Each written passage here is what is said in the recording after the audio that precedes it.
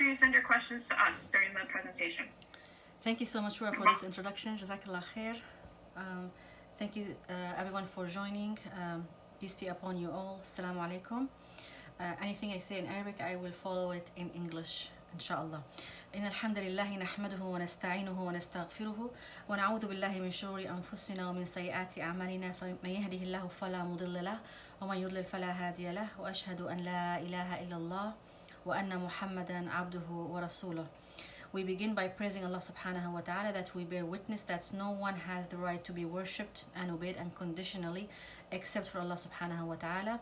And we ask him to send out peace and blessings to our messenger Muhammad sallallahu alayhi wa sallam, his family and companions, and people who follow him to the day of judgment. And we ask Allah subhanahu wa ta'ala to make us among them. رب اشرح لي صدري ويسر لي أمري واحلل عقدة من لساني يفقهوا قولي. Oh my Lord, open my chest, grant me confidence, contentment, and boldness, and ease my task for me, and make loose the knot and the defect from my tongue, that they understand my speech. I will go ahead and share my screen.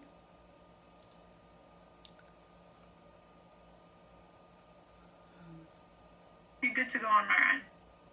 Do you see my screen? Yep. Mm-hmm. Okay.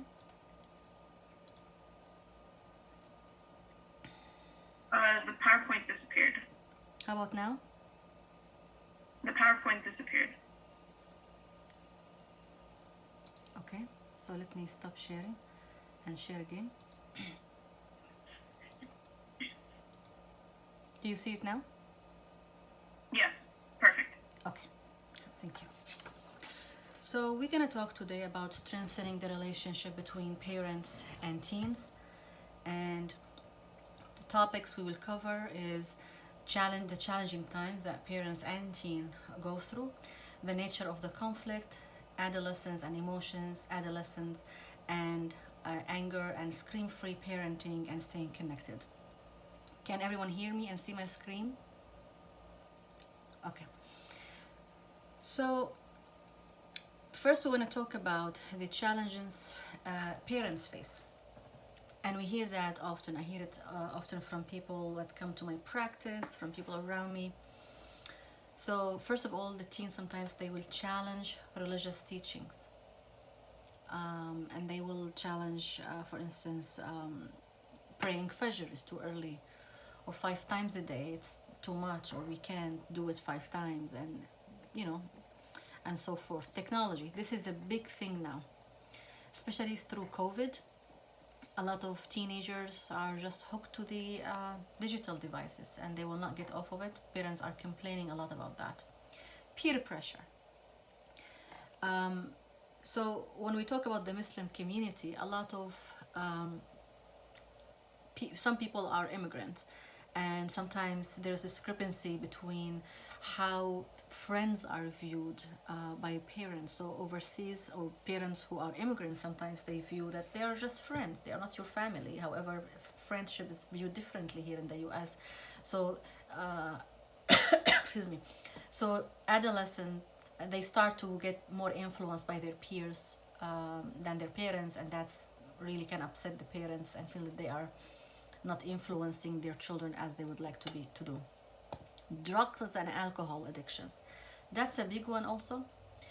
Some people, or some teens, will normalize, for instance, marijuana, and they think it's okay, or vaping or stuff like that, or smoking. Everyone does it. Everyone does it, or this is how America is. You hear it a lot, but of course you always have choices. Disrespect. And the definition of disrespect. So some parents will consider just the sheer disagreement, that I don't like this, or I don't want this. It can be considered as disrespect.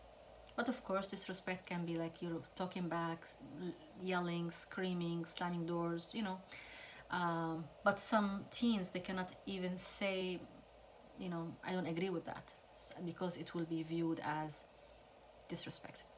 The other challenge is relationships. So whether the relationships within the family, the teen's relationship with the mother, the father, the siblings, friends, and having significant other. The teen wants to have a significant other in their lives, and the challenges that Muslim parents can have with that. So when parents hear this stuff, they tend to, excuse me,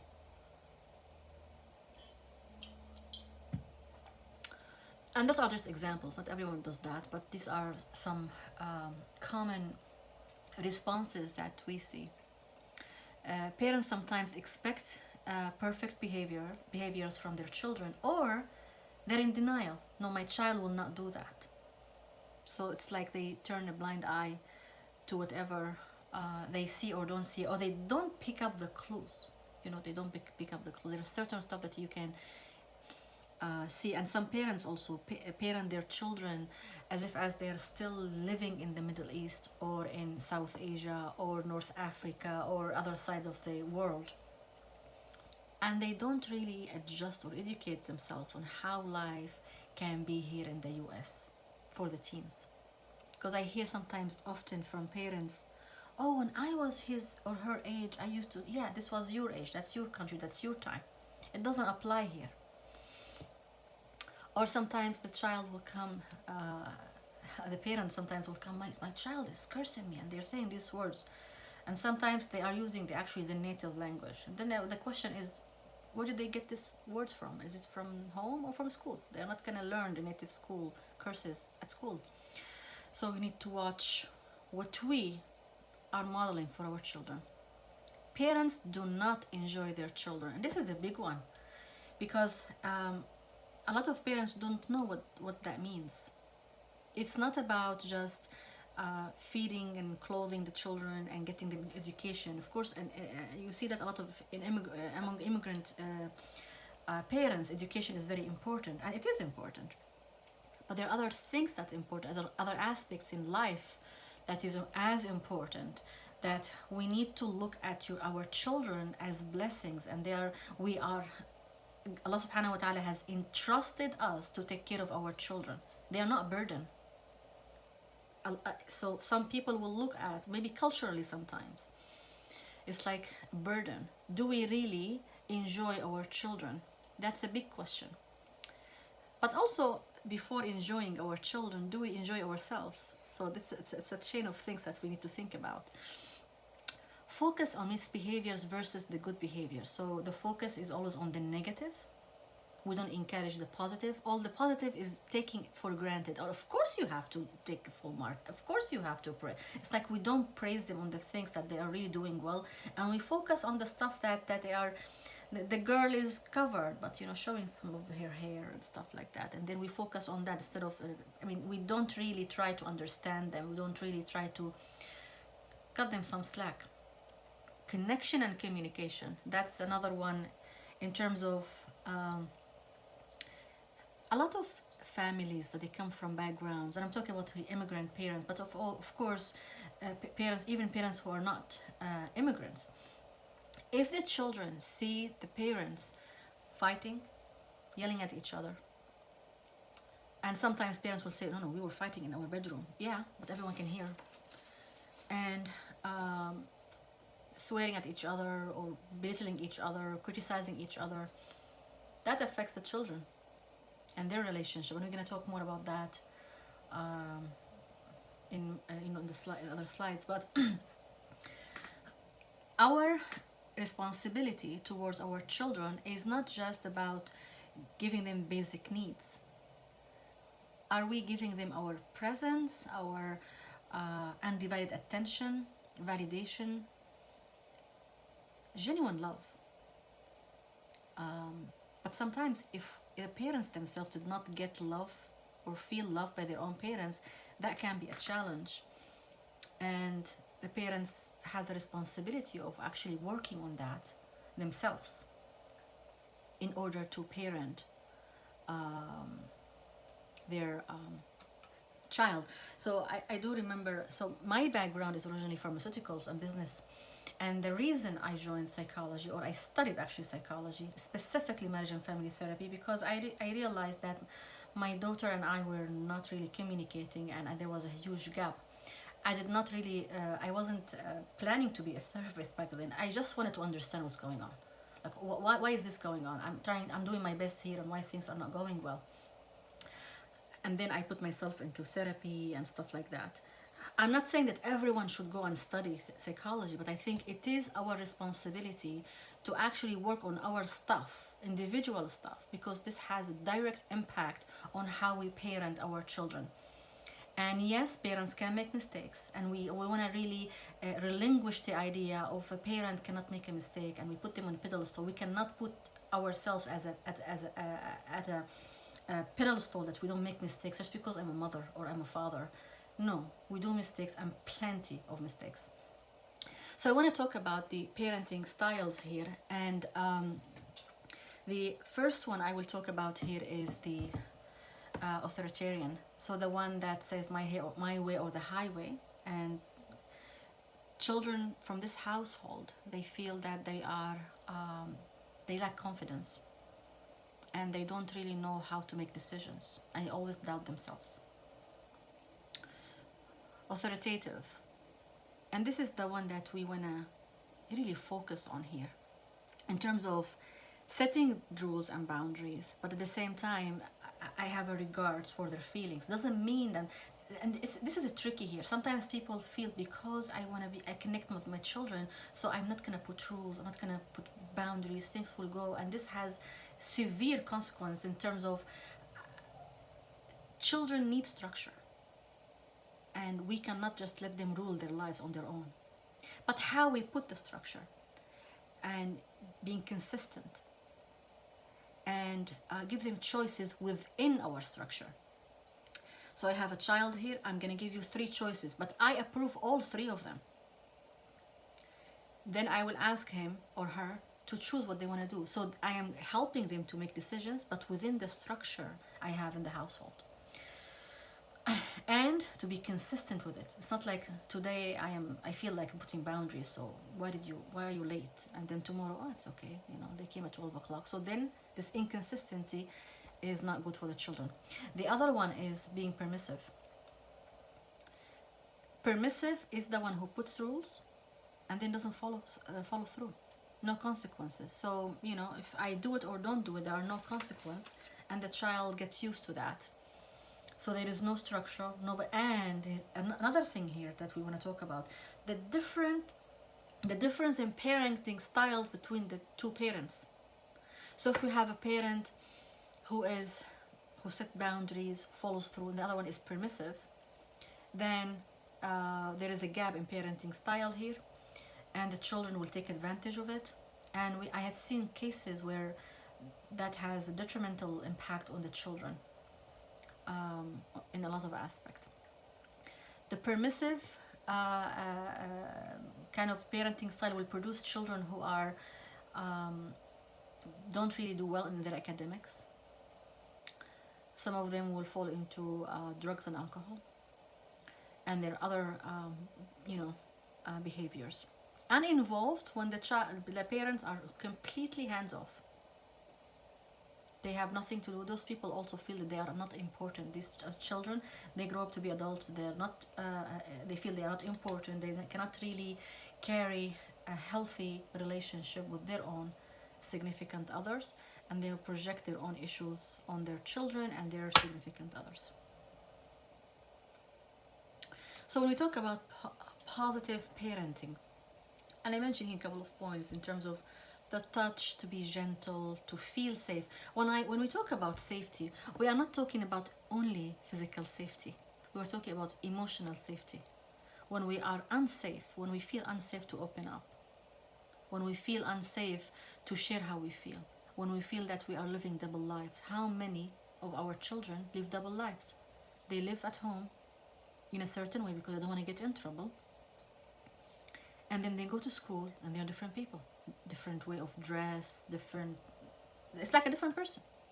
So they live different double lives. I rather someone who's consistent and able to really be open to share how they feel or how they are than living these double lives. And I think it's worth mentioning here, we as parents have the responsibility of creating a social network around us So our children can pick their best friends from this network.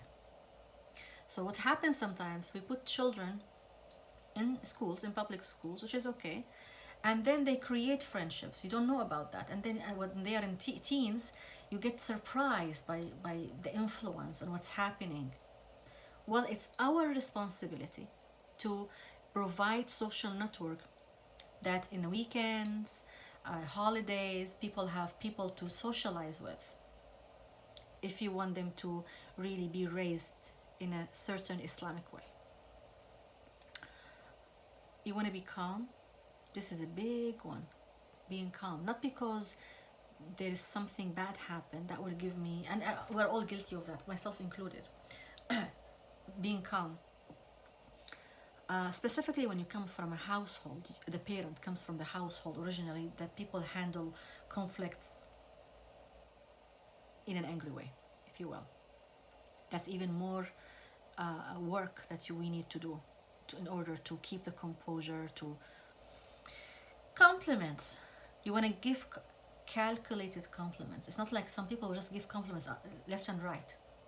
Everything in moderation. You know, the Prophet told us, sallallahu alaihi wasallam, everything in moderation. You don't go to the extremes. Not too far left, not too far right. Smile. I know parents or families that they come to the office. I've never seen the father or the mother smile. They are with their children, no smile. You see the tension, you feel it. Smile. You know, smile is a charity. So if it's a smile for strangers, it's charity. How about a smile for your own family members? Al-aqrabuna awla bil ma'ruf, your family members, or your, you know, they have a priority. This is what the Prophet said. Showing compassion. So showing compassion, even if you disagree with what's happening or what they are saying, you still can show compassion. And you can still show, you can still disagree in a compassionate manner. Quality time. This is big one because people, a lot of time, we're all busy. Sometimes both parents are working, they're exhausted. They come home, they just want to just eat and sleep, and then you have their homeworks, and then the weekend is not a weekend. You run around from here to running errands and doing the grocery shopping and preparing for it. It's like you want, like we all wish like the weekend is like 3 days, just the extra day that, you know, we can but it doesn't happen. But when we have this holidays, President Day or something, it's like wow, amazing. But we sometimes plan ahead, and that day also will be busy. Like, do we want to plan that one day that we can just sit and relax and enjoy our children. Open-ended questions. I found it specifically helpful when you are asking your children questions while you are driving and they are in the backseat. You're not looking at them. You're asking questions. You're not giving any response. You are just listening. Just listening and listening for cues. You know what I mean? I don't know how I'm going to bring this up. Okay, I'm going to bring it this way. Okay, the Prophet sallallahu alaihi wasallam, when he kissed Al-Hassan, and Ibn Habis was there, and he told him, I have 10 children, never kissed one of them. So the Prophet sallallahu alaihi wasallam, man la yarham la yurham, the one who does not show mercy to others will not show mercy. So we need to be compassionate, show them love and concern, and show them that we love them. And each child is different, by the way. Sometimes you have 3-4 children.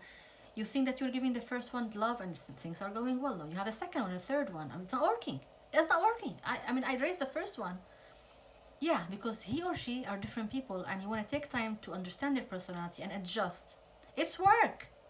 Parenting is hard work. So we want to talk about the nature of the conflict. I want to talk about, why do we have conflict to start with?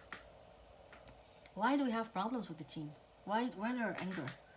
And we think that it's just unusual. And sometimes I remembered one person said that, well, at the Prophet time, people used to, at 12 and 13 and 15, they used to lead armies and lead stuff and do like so big things. So we don't believe in this teen years.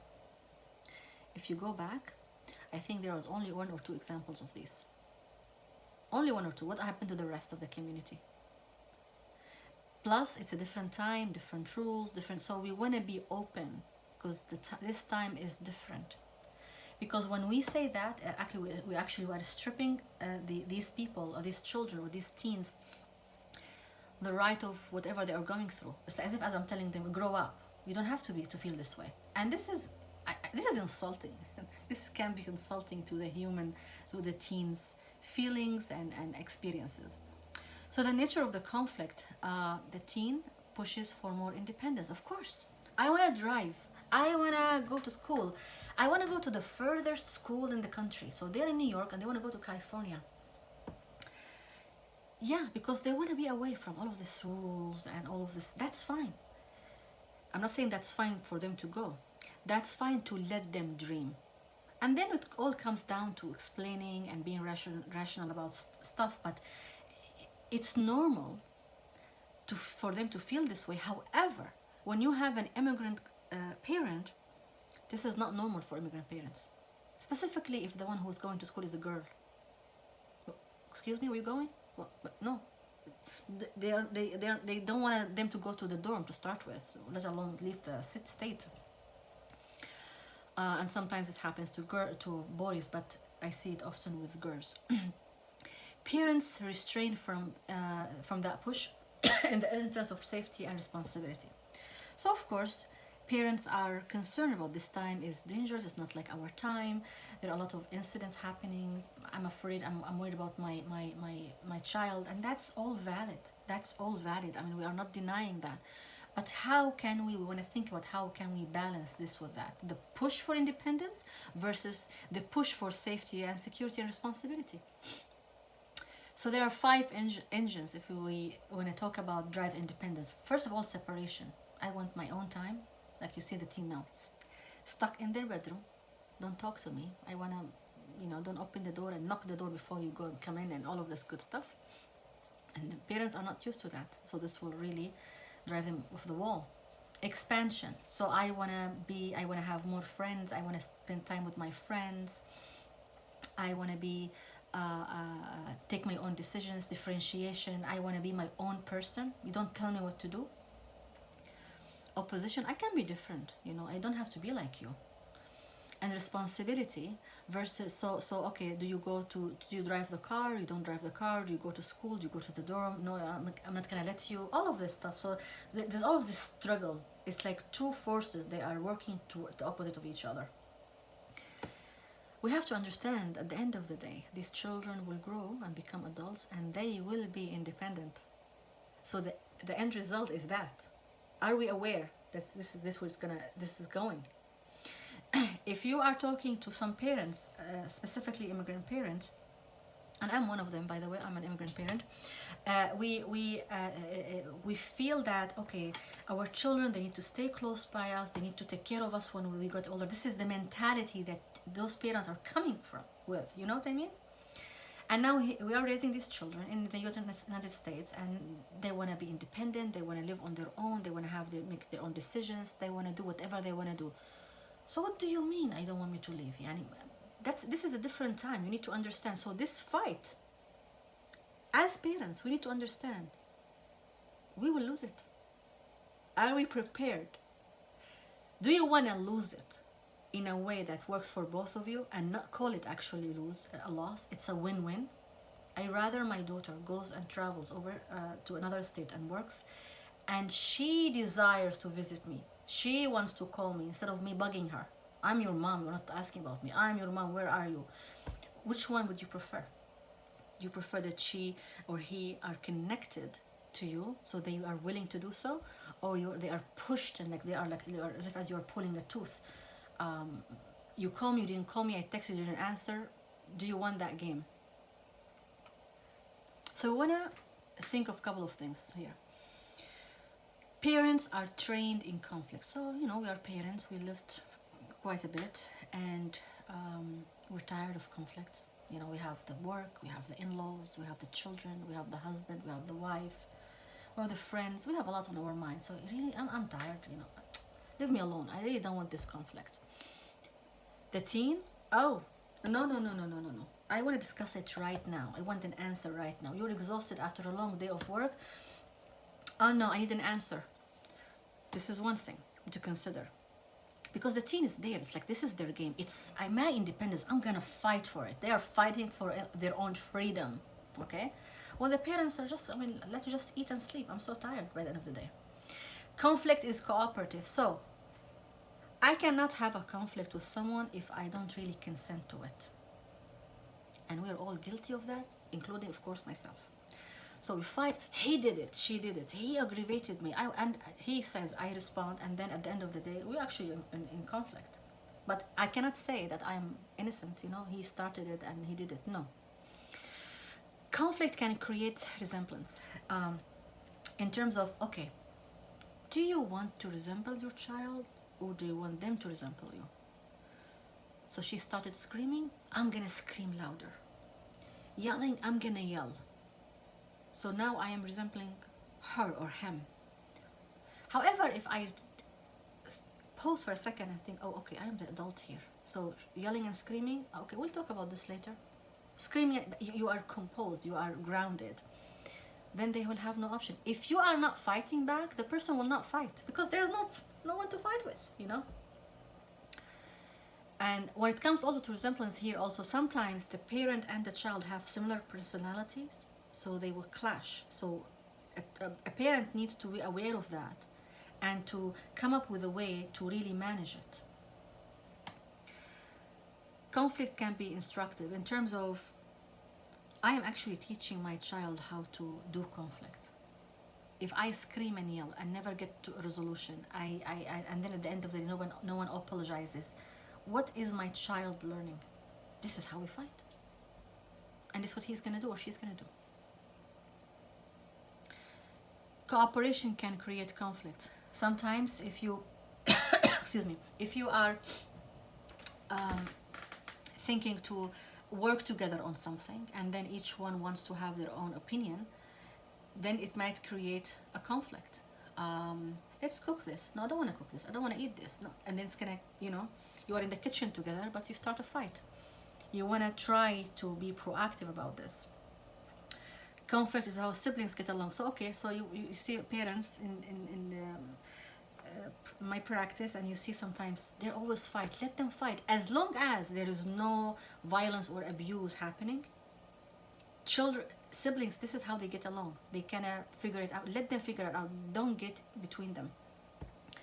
Conflict can change the quality of communication. Yes, so if you, either I choose to be calm and objective, or I am fighting and screaming and yelling, and that will affect the communication, the result of the communication, and the relationship.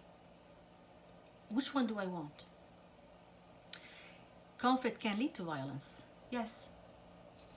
You see, some parents, they grew up, for instance, in an environment where they were hit.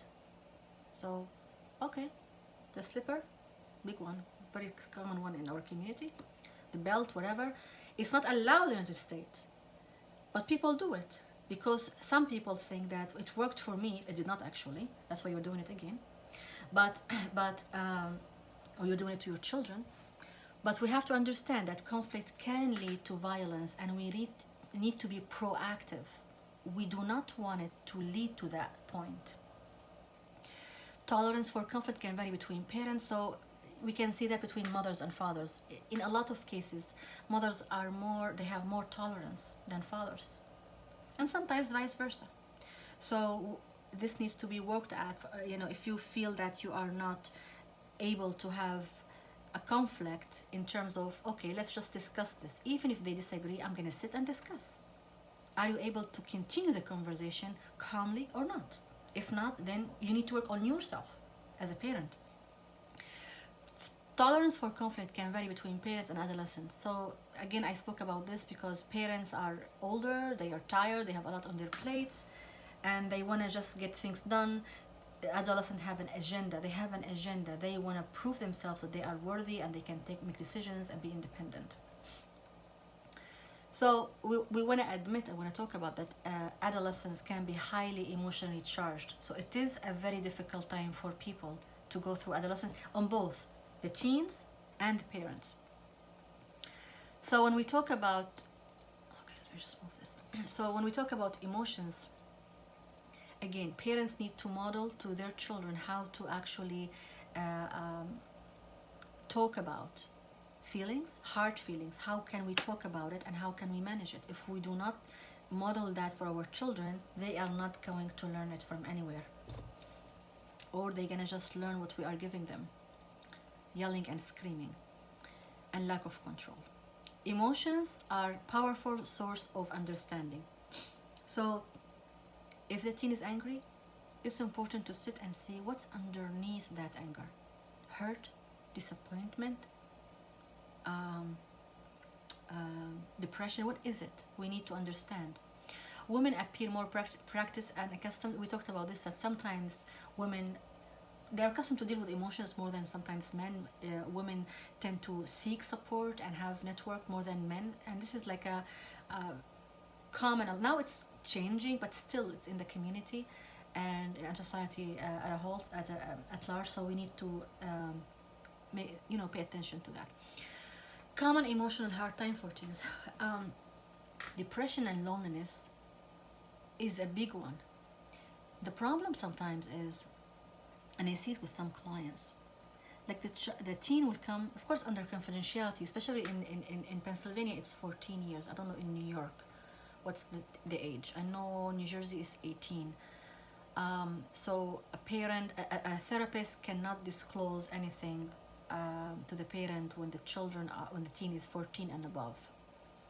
So they have their own confidentiality and their own privacy, and you need their consent and all this good stuff. So you will see sometimes a parent is bringing their child to therapy, because they are stressed about academics. It's a totally different story, and they have no clue. So we want to really know what's going on. Self-rejection and self-loathing, specifically with girls. I'm fat, I'm short, I'm tall, you hear all kind of stuff. They do not, they hate themselves. It happens with both, of course, with boys, but I'm talking about now specifically girls. Anxiety across the board, stress, aggression, specifically with boys, and confusion. And a lot of confusion around that time in terms of sometimes a religion.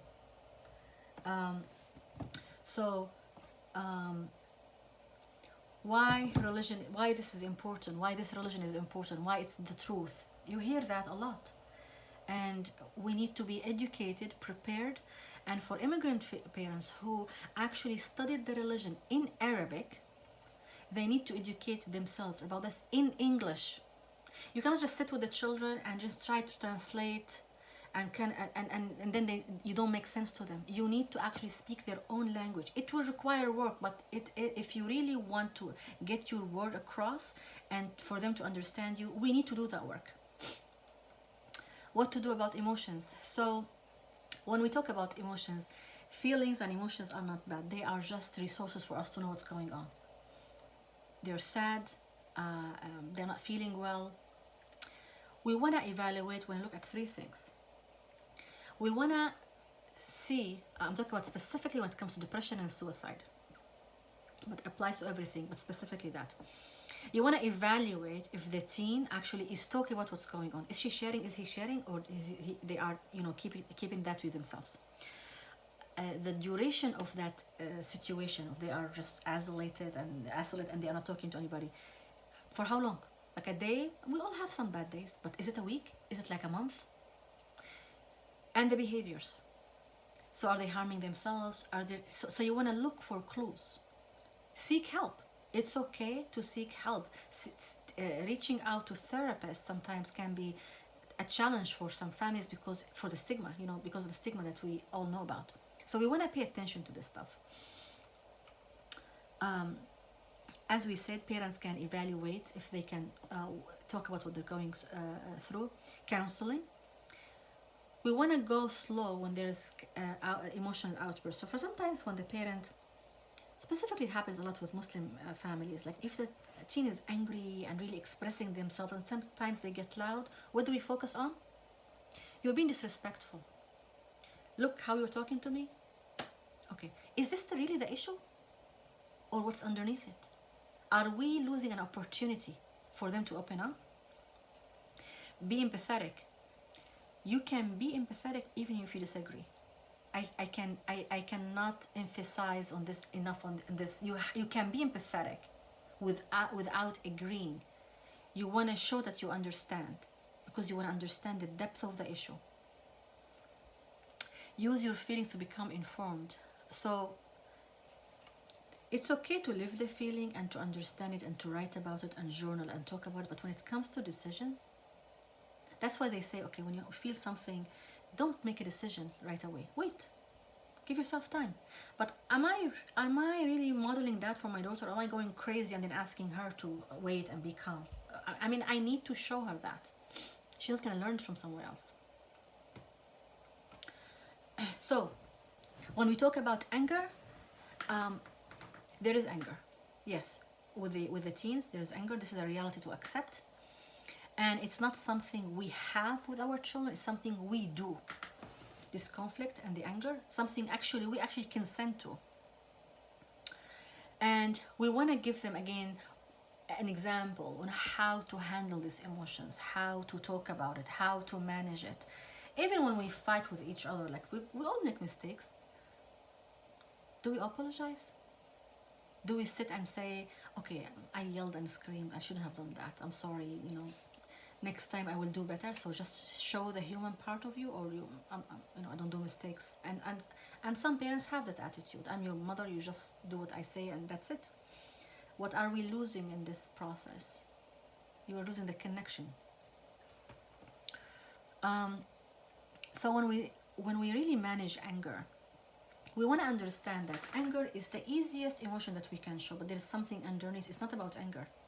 You are angry, but because you are hurt. You're disappointed. Someone let you down. This is what you want to go after. So in every event, there's an event that the plus interpretation, then you will have the emotional experience. So where is your control? Where you can control what? Your interpretation.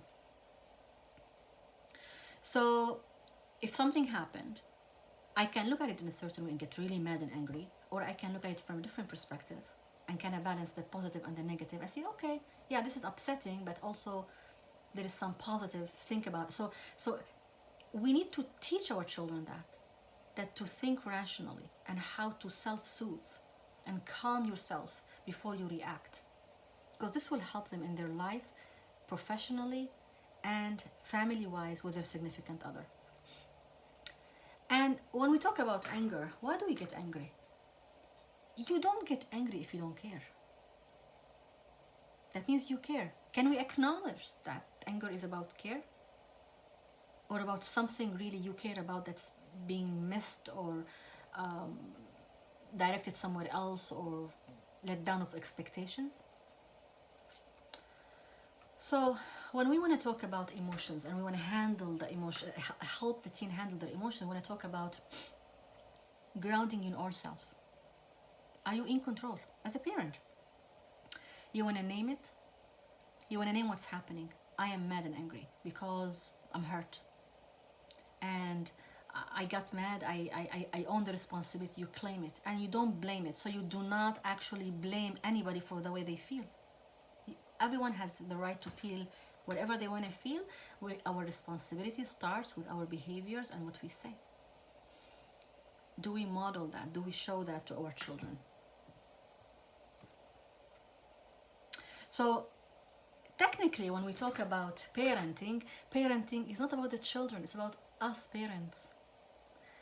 If I'm able to control my emotions, if I am able to manage them correctly, if I am able to regulate myself, they're gonna learn that from me. If I am anxious and you are making me angry, you know what does that mean? That means if I'm telling my child, you are making me angry, so I am actually putting the responsibility of my own emotions on this child.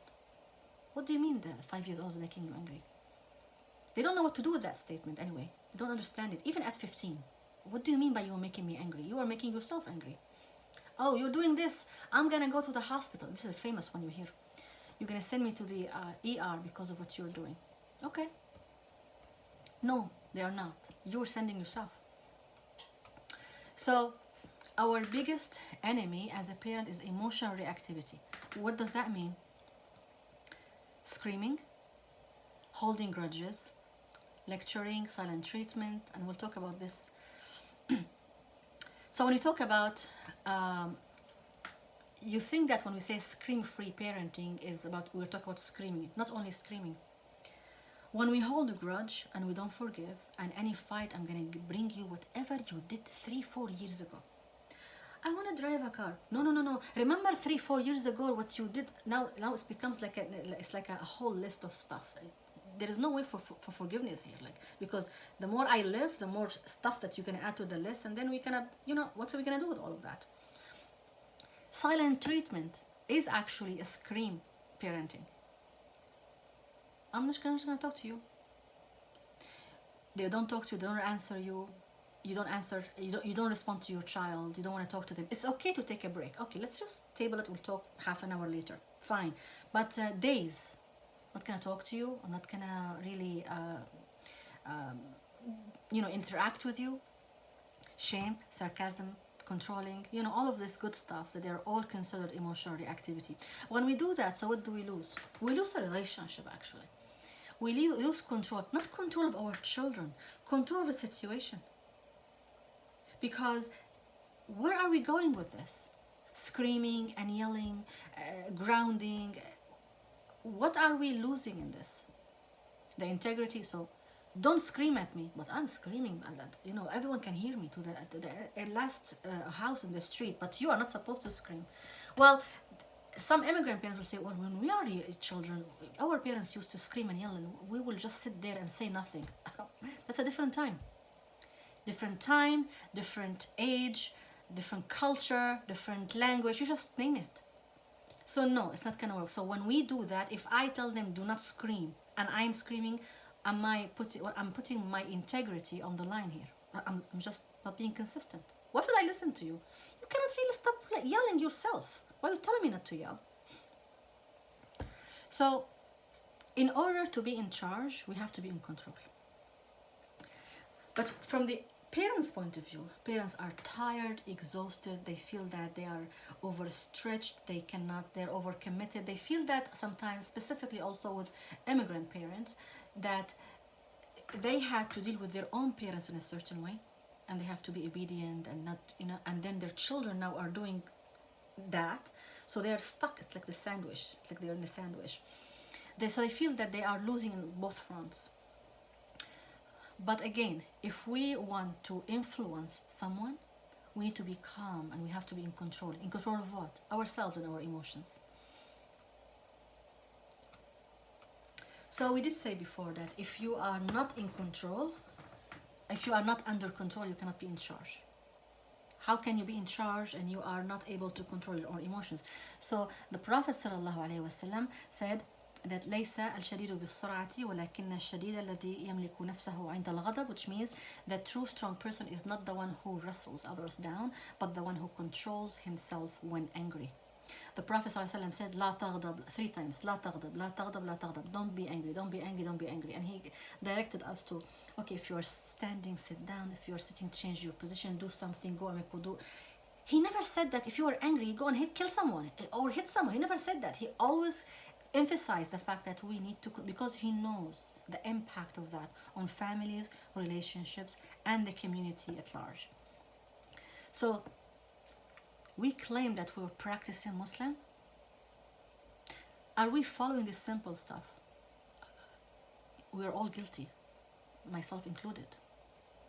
He has a very clear messages. He has a clear message to us on how to handle ourselves, but we don't follow. We think that, of course, praying, fasting, everything is important, but what about this? Because, treating people is ranked up there in our religion. How do it, and not treating others means the friends and the neighbors. How about the people in the household? So, pushing buttons. So I want, if you have a pencil and paper, can you please write down what is your hot button? Like, what is it that you think if this happens, you really lose it? And all of us have that. What is your hot button? Take a moment and think about it. And do you say it to your child or to someone in your life? Don't push my button. So you actually relinquished your control.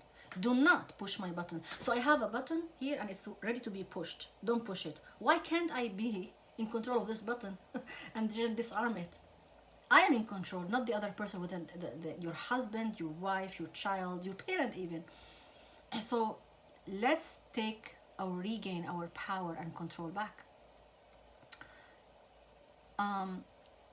So in Surah Luqman, remember the wise, when he told his son, واخفض in the Quran, واخفض من صوتك, avoid screaming. It was one of the advices that he gave his son. One of them, واخفض من صوتك, speak softly, avoid screaming. So if you look at it from an Islamic perspective, we have been advised consistently to control our what we say and our anger and our emotions.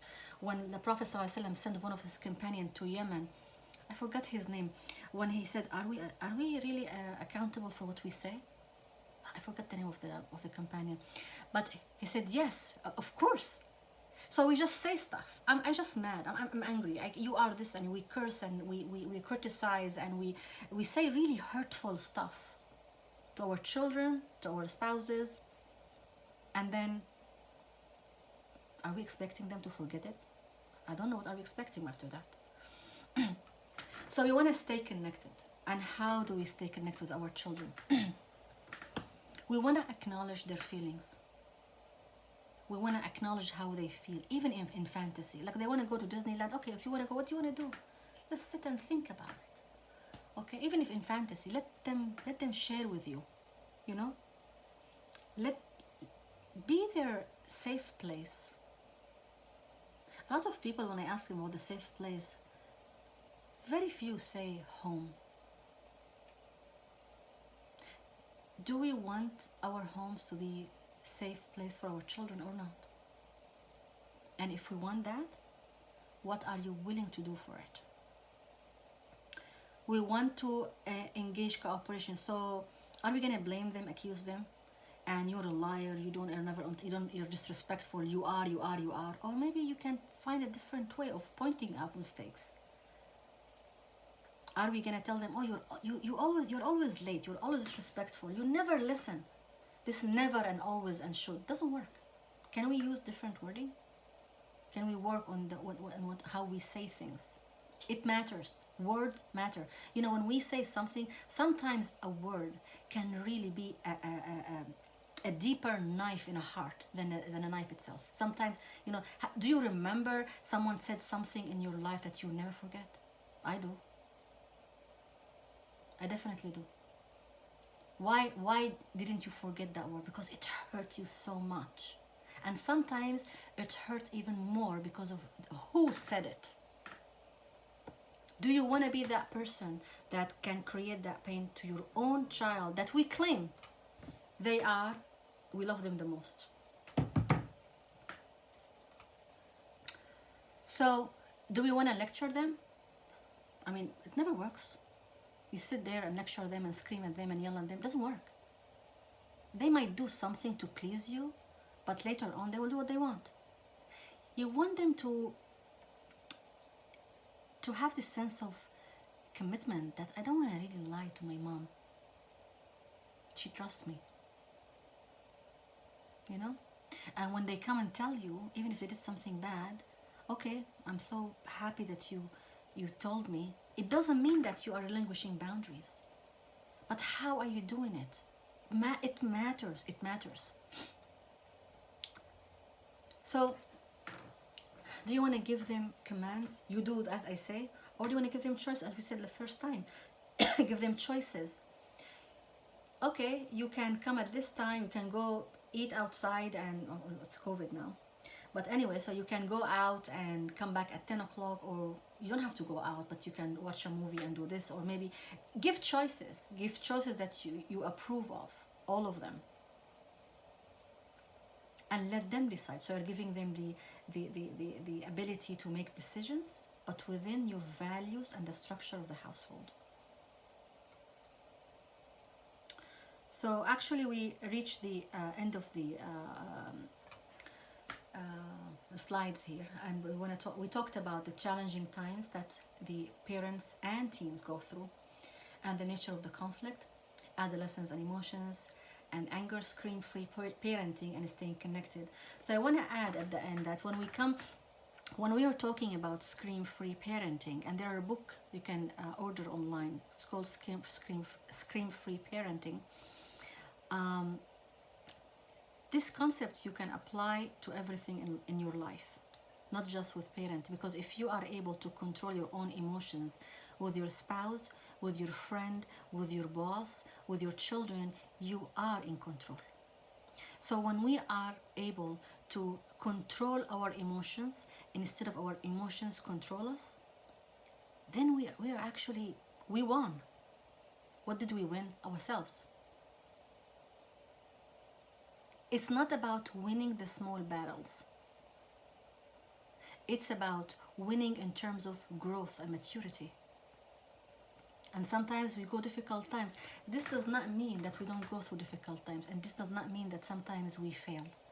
Sometimes you manage to control your emotions, sometimes you don't.